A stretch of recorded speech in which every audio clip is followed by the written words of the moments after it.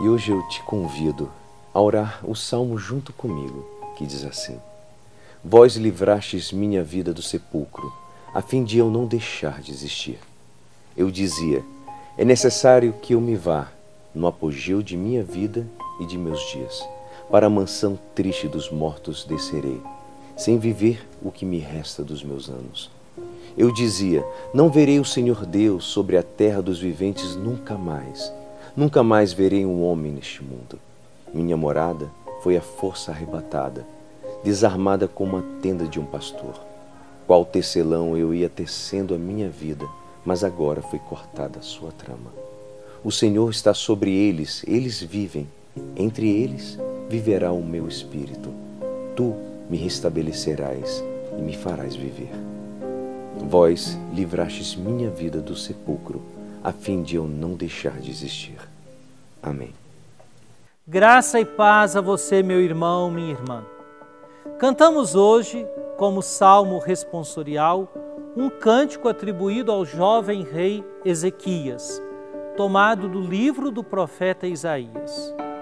Segundo esse salmo, o rei cai gravemente enfermo e recebe a visita do profeta que lhe anuncia: arruma as coisas de tua casa, pois vai morrer e não viverás.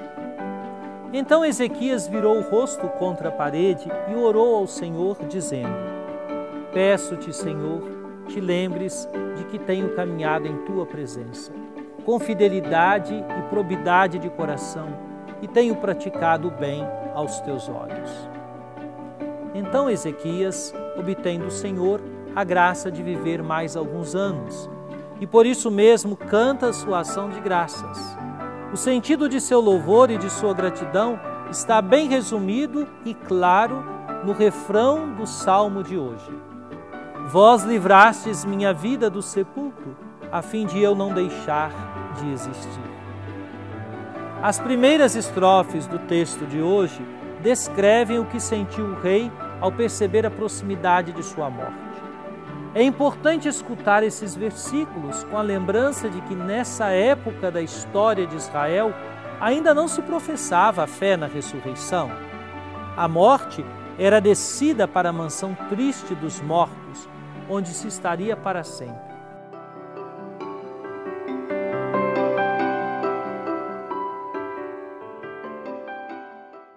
Livrastes minha vida do sepulcro, a fim de eu não deixar de existir. Vós livrastes minha vida do sepulcro, a fim de eu não deixar de existir. Eu dizia: é necessário que eu me vá, no apogeu de minha vida e de meus dias. Para a mansão triste dos mortos descerei, sem viver o que me resta dos meus anos. Vós livrastes minha vida do sepulcro, a fim de eu não deixar de existir. Escute comigo. Eu dizia: é necessário que eu me vá no apogeu de minha vida e de meus dias. Para a mansão triste dos mortos descerei, sem viver o que me resta dos meus anos. Eu dizia: não verei o Senhor Deus sobre a terra dos viventes nunca mais verei um homem neste mundo.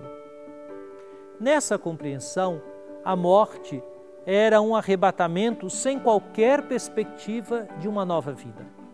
Assim se expressa o autor sagrado na terceira estrofe. Minha morada foi a força arrebatada, desarmada como a tenda de um pastor. Qual tecelão eu ia tecendo a minha vida, mas agora foi cortada a sua trama. Contudo, uma chama de esperança de que o Senhor o poupará da morte é cantada na última estrofe.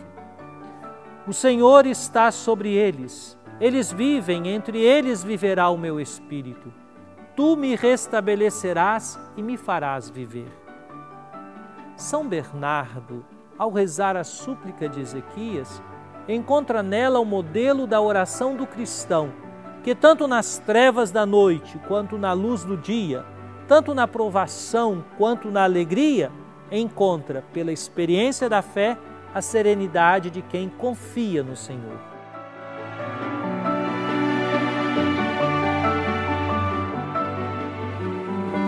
Deus nos livra do perigo, guarda a nossa vida, nos protege das ciladas da morte. Vamos juntos agradecer ao Senhor, entoando o salmo retirado do livro de Isaías, capítulo 38. Vós livrastes minha vida do sepulcro, a fim de eu não deixar de existir. Vós livrastes minha vida do sepulcro, a fim de eu não deixar de existir. Eu dizia: é necessário que eu me vá, no apogeu de minha vida e de meus dias, para a mansão triste dos mortos descerei, sem viver o que me resta dos meus anos. Vós livrastes minha vida do sepulcro, a fim de eu não deixar de existir. Vós livrastes minha vida do sepulcro, a fim de eu não deixar de existir. Vós livrastes minha vida do sepulcro, a fim de eu não deixar de existir. Vós livrastes minha vida do sepulcro, a fim de eu não deixar de existir. Assim reza São Bernardo: louvarei ao Senhor em todos os tempos, isto é, de manhã até à noite, como aprendi a fazer, e não como os que te louvam quando tu lhes fazes o bem, nem como os que creem durante um certo tempo, mas no momento da tentação cedem. E como os santos direi: se recebemos o bem das mãos de Deus, por que não devemos aceitar também o mal?